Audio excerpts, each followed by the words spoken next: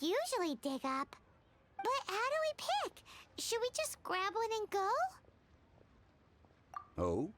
You want me to decide? That is fine as well. If it were me, the answer would be simple. Oh? And that would be... I'll take them all, boss. Oh, you act with such panache, good sir. I always knew you were not a man of ordinary caliber. Oh, wait, boss! That one didn't count! We need to discuss it again!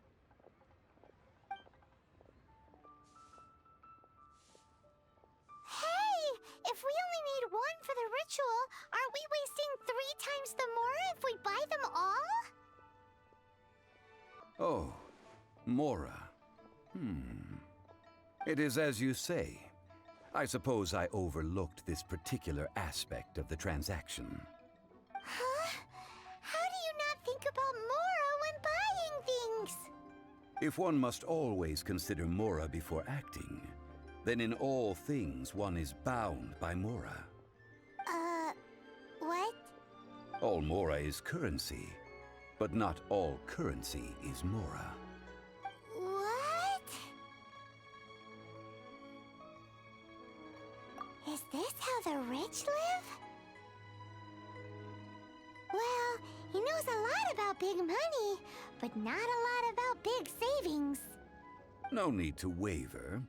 Even when I am constrained by Mora, I have ways of working around my limitations. Evaluating the quality of Noctilucous Jade is indeed very tricky. As crude ore, there is little difference in texture, lustrousness, and internal pattern between good and bad jade. If you return to those crafty merchants to quibble, they will counter by saying that your crafting bench is to blame, or that your heat control was poor. Whoa! To think it's that easy to get cheated. But there is a way to truly evaluate this jade, and a true insider would know it. A fool sees the pointer and misses the moon. What does that mean? If you point at the moon with your finger, a wise man knows that you are pointing at the moon, while a fool will only see the finger. Noctilucous Jade of excellent quality would have superior pyroaffinity. In other words, the bluer and brighter the luster of the ore under high temperature, the higher its quality. I have imparted the priceless secrets of the jade trade to you. Now, all that's left is to put it into practice. Then we'll take a box of the 3rd type of jade. Done. All the same, and pardon me for asking, but I'm curious. Whatever do you need this much top-quality Noctilucous Jade for? I suppose it would not hurt to tell you. We need them to make implements for the rite of parting. Parting? Oh, dear.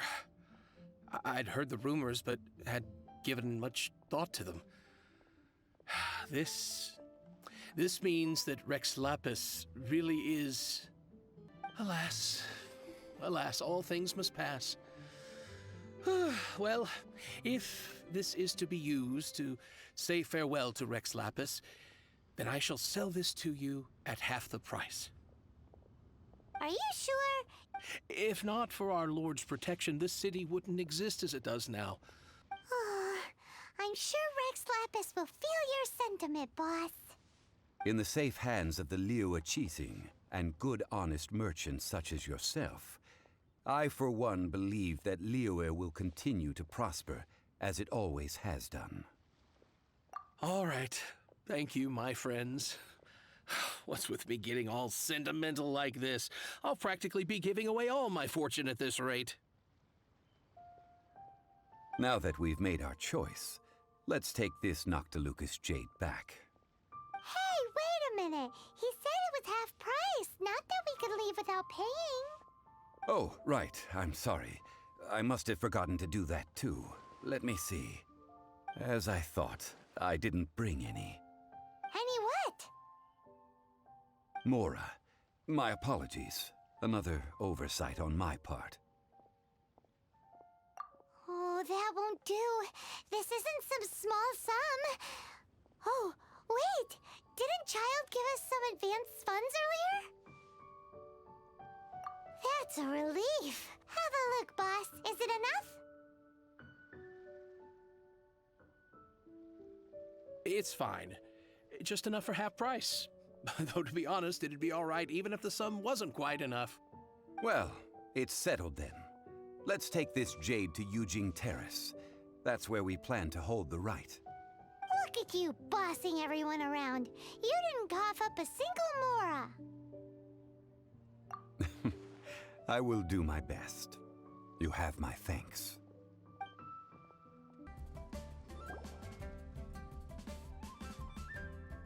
We can leave the Jade here.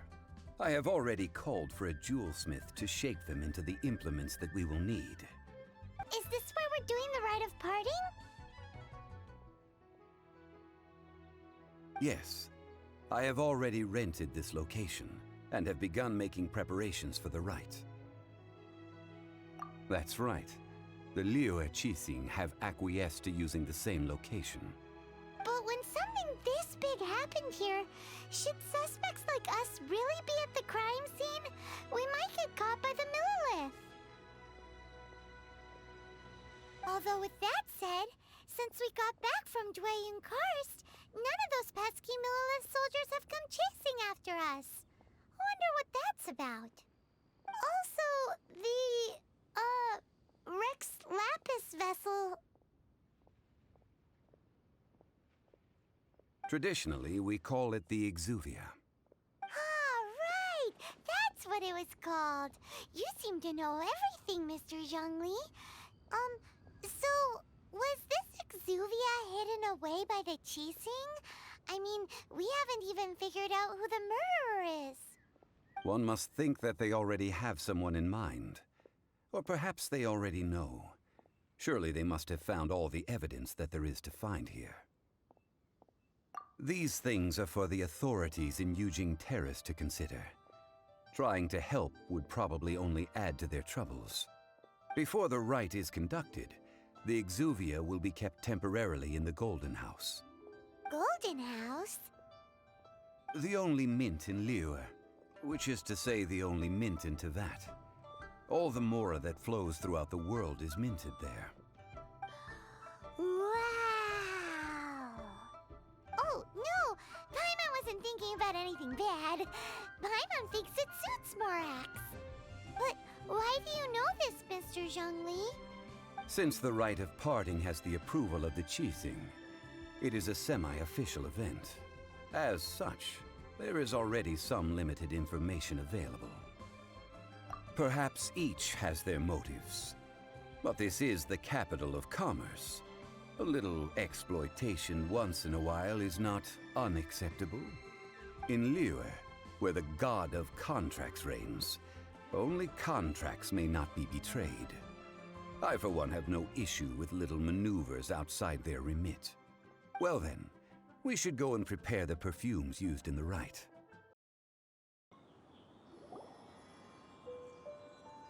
We've brought the perfumes, Mr. Zhongli. Did we take too long? You were just staring up at the statue.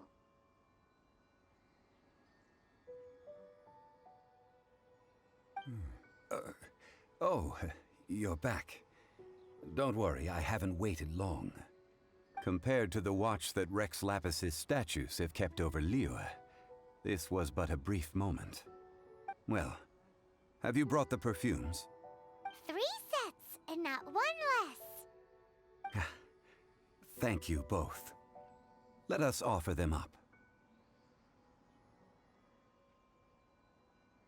This is the first kind of perfume. Miss Yinger said that it's sweet as a dream, and it's liked by younger ladies. This is the second kind. It's got an elegant smell, and the daughters of high society love it. The third kind has a gentle but lingering fragrance. Something like the dusk mist, and it's a favorite of mature ladies. Oh, what was that? That's the one older ladies like, right? Does that mean that Rex Lapis is actually an older lady? Perhaps. Perhaps.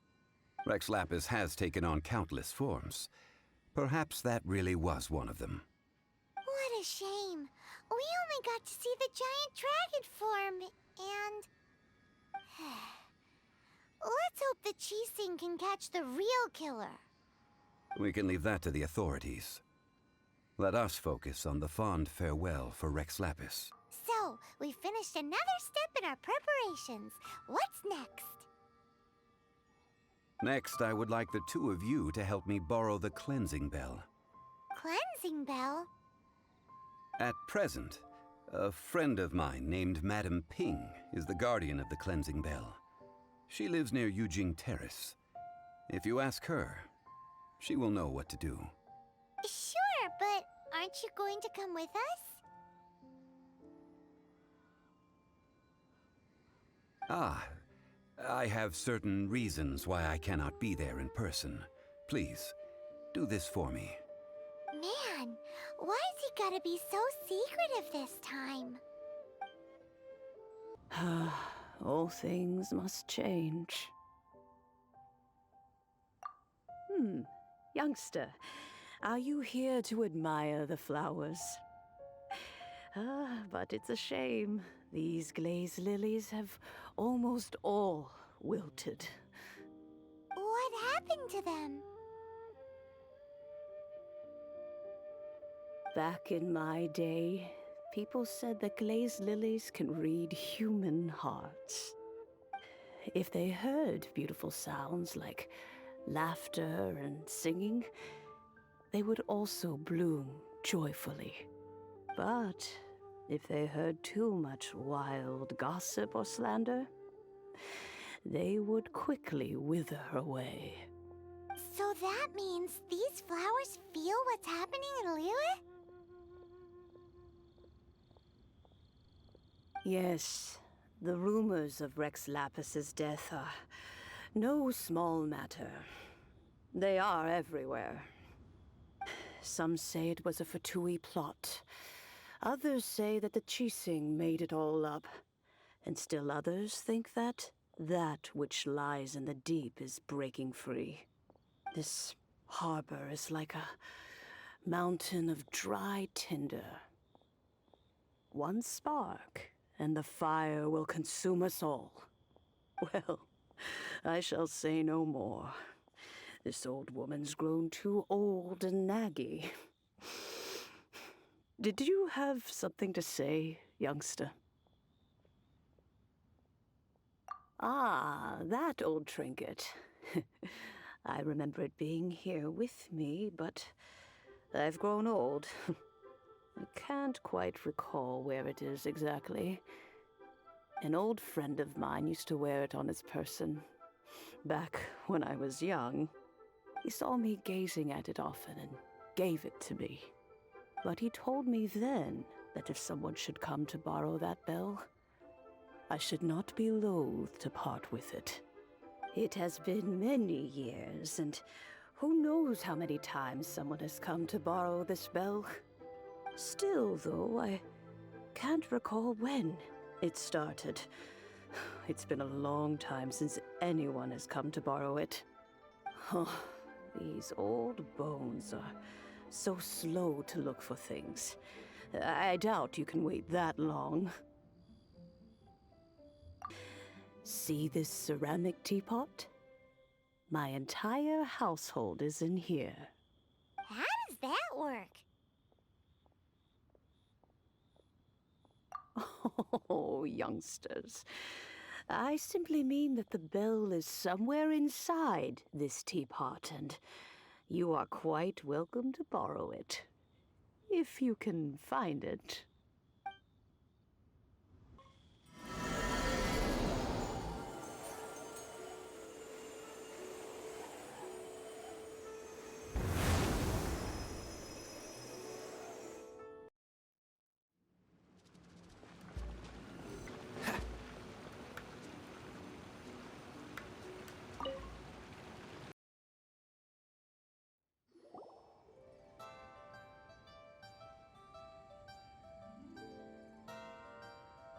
Oh, in and out in no time. You youngsters really are quick. An adeptus. Oh, I haven't heard anyone say those words in earnest for a long time. As to whether I am one or not, child, surely you already understand. Paimon kinda knows what you mean, but is also kinda confused. Are you really giving us the bell just like that, Granny? Don't you think it's weird? Something's just happened to Rex Lapis and then we come running up asking for it? Oh, don't be silly. Liyue Harbor has been through a great deal in its history. In that time, it has seen the departure of countless adepti. But no matter what, we have always performed the rite of parting first before any other matters. To cry, "Catch the murderer," at the top of one's lungs, but ignore the rite of parting. That, to me, is what is wrong-headed. Now that you have come to borrow the bell, I guess that perhaps an old friend of mine has finally decided to take matters into their own hands. So, why would I be unwilling to lend you the bell? Oh? Well, if it came to that, they would find a certain old lady knocking at their door. We haven't met in a while anyway. It would be nice to share a drink and chat. Well, you must have things to do. Since you have the bell, you should return. Oh, and do tell the person who sent you that if they have time, they can come over for tea. I don't have much to offer, but you can always count on an old lady for a pot of tea. We will. Thanks, Granny. Indeed, this is the cleansing bell. It's in good condition. Let's place the perfume we've prepared inside.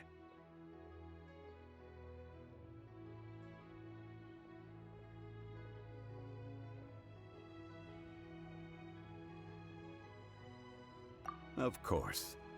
How would I know that the bell was with her otherwise? That's suspicious. But if you don't want to talk about it, we won't pry. Oh, yes, that old granny asked us to tell you something. If you have the time, you can come over for tea. I don't have much to offer, but you can always count on an old lady for a pot of tea. That tone does not suit you. Still, her teapot is indeed very good. When a suitable time arrives, I'll bring a spot of fine tea and pay her a visit. So what's the next step in our preparations? Next, we need to purchase kites. Ooh, Paimon loves kites! Are you taking us kite flying? Is this our break time? No. Kites are children's toys, yes. But they also play various symbolic roles in Liyue's rituals. I will explain it to you. But our next course of action should probably be to purchase the kites first. Oh, sure. Hey, it's Child! No, I was merely passing through. I see Mr. Zhongli's the same as ever. When paying, well, when getting others to pay for him, he neither looks at the price tag nor his wallet. How has he not died of hunger yet? Child, you are as fond of jokes as ever. Well then, since we've purchased our kites without incident, there's no need to take a break before moving to the next step in our preparations. The rite of parting requires helping hands as well as materials. We should be able to find some people near the harbor. Oh, by the way, take this bag of money. You probably won't want to let Zhongli do the bargaining, if you know what I mean. Seems I missed out on some interesting information. I suppose I'll just have to find a more opportune moment next time.